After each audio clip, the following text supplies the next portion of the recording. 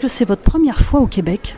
Oui, c'est mon premier voyage ici à Montréal, mais bon, ça fait partie de ces destinations un peu romantiques qu'un responsable politique français de gauche a dans le cœur, dans l'esprit, parce que, je vous l'ai dit, c'est tout à fait irrationnel. Hein. Bon, je pense, on se représente le Québec avec une espèce d'amour familial, et puis en même temps on se sent coupable, on ne sait pas bien de quoi, à l'égard des Québécois. Donc je suis heureux d'être là parce que j'ai retardé à plusieurs reprises, et surtout en 2012, il y avait le printemps érable, et ma tradition personnelle est d'aller mettre les doigts dans la prise, comme je dis, pour voir. Et je n'ai pu venir que maintenant, mais pour des raisons assez calculées, qui ont à voir avec le prochain cycle de discussion des traités CETA, j'utilise l'acronyme anglophone. C'est surtout l'affaire des traités de libre-échange qui m'amène spécifiquement maintenant, parce que je veux que cette question soit introduite dans le débat de la présidentielle de 2017.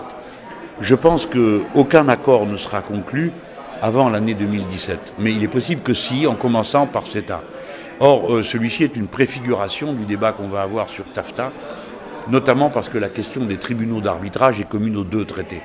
Et que CETA, qui était déjà quasiment accompli, a été remballé dans les cartons pour changer cette partie du texte. Donc, les traités de libre-échange sont, à mes yeux, le grand moment politique qui vient devant nous. Je ne vous dis pas que j'arriverai à introduire ce débat dans la présidentielle en France, parce que, lamentablement, en France, lorsque par exemple s'est présentée la question du mécanisme européen de stabilité financière, qui est une espèce de mécanisme d'assurance en Europe des dettes d'État, il a été impossible d'avoir un débat dessus. Impossible.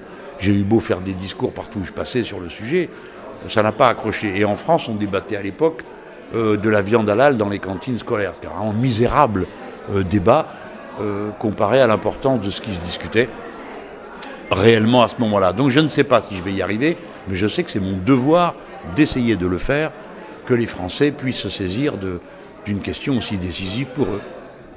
Je vais focuser un petit peu sur les Français de l'étranger et les Français du Québec. On souffre souvent d'une mauvaise image, on ne comprend pas très bien pourquoi on est parti, on nous taxe d'exilés fiscaux. Quelle image vous avez des Français de l'étranger? Non, mais moi j'ai beaucoup voyagé, donc je connais la réalité. Hein. C'est vrai que les Français de l'étranger, il y avait un temps une espèce de réputation de privilégiés, je sais pas quoi. Alors ça c'est... Bon, il y a toujours eu de la mesquinerie et de la jalousie. Donc alors avec le temps, les différentes tares qu'il était possible de leur affecter ont été utilisées les unes derrière les autres. Et maintenant, exilés fiscaux, tout ça est ridicule. Il y a 2 millions de compatriotes à l'étranger. Un temps, on s'en réjouissait, on disait il faut que les Français circulent, etc. Bon, et maintenant, on gémirait sur le sujet. Mais non, les gens choisissent leur vie, pas toujours, mais enfin en général.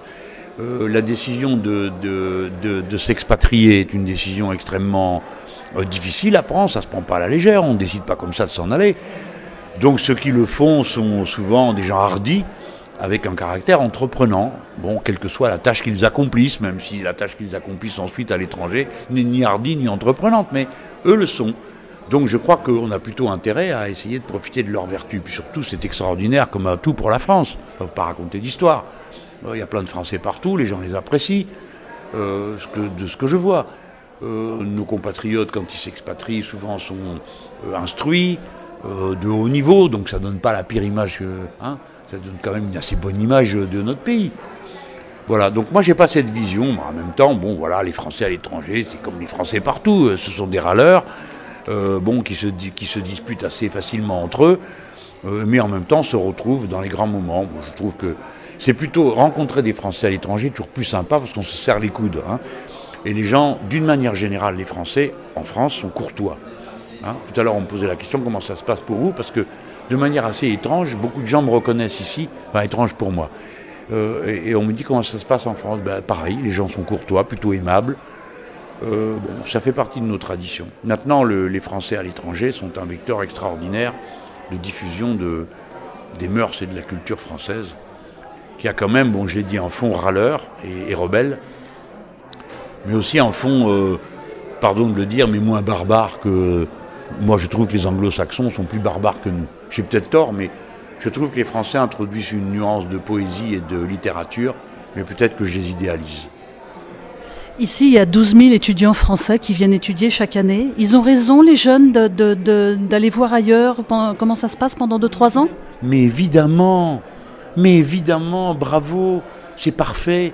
Il faut aller courir à droite, à gauche, regarder, pas rester enfermé autour comme une chèvre avec sa petite laisse et son piquet. Alors ces jeunes gens-là, d'abord ils vont nous ramener à la maison leurs compagnons, leurs compagnes. Et donc voilà, on sera plus nombreux et plus divers. Ou bien peut-être resteront-ils là, cesseront-ils pour autant d'être français? Bien sûr que non. La communauté française, elle n'est pas décrite simplement par les frontières de l'Hexagone. Là où sont les Français et la France. Moi je trouve ça très bien, ça aère l'esprit, parfait. Vous savez, le pire, c'est de s'enfermer. Et de ne pas être capable d'imaginer que d'autres gens vivent différemment, que ce sont des êtres humains comme nous, et que nous on a quelque chose à apporter, qu'on reçoit des autres aussi. Non, c'est très bien, je les félicite. Ici, il y a plus de 70 000 électeurs. Vous êtes candidat à l'élection présidentielle. Pourquoi les électeurs d'ici devraient voter pour vous l'année prochaine? Eh bien parce que mon programme est bon pour la France, mais en général bon pour l'humanité. Je ne me représente pas les intérêts français différemment de l'intérêt général humain.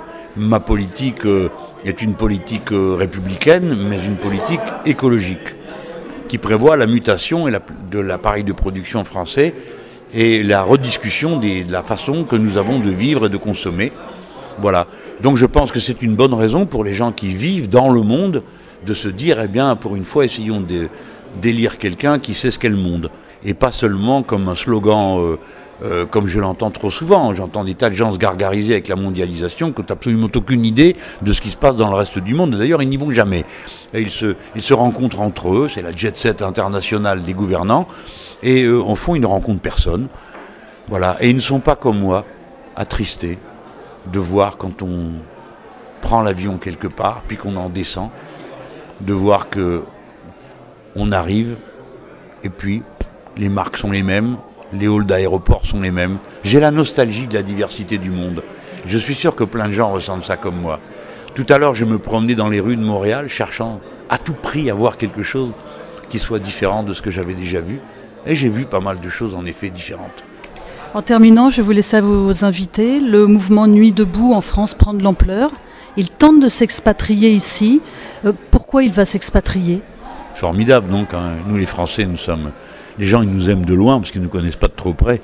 Mais bon voilà, nous sommes un ferment de rébellion et d'insoumission. Moi j'adore ça, je félicite mes compatriotes ici, puis surtout là-bas. Bon oui, qu'est-ce que nous amenons? Une dimension d'esprit civique, du goût de débattre, de confronter. Mais qu'est-ce qu'il y a de mieux dans l'humanité que ça? Ça c'est bien, je suis très fier de nous en ce moment. Merci beaucoup.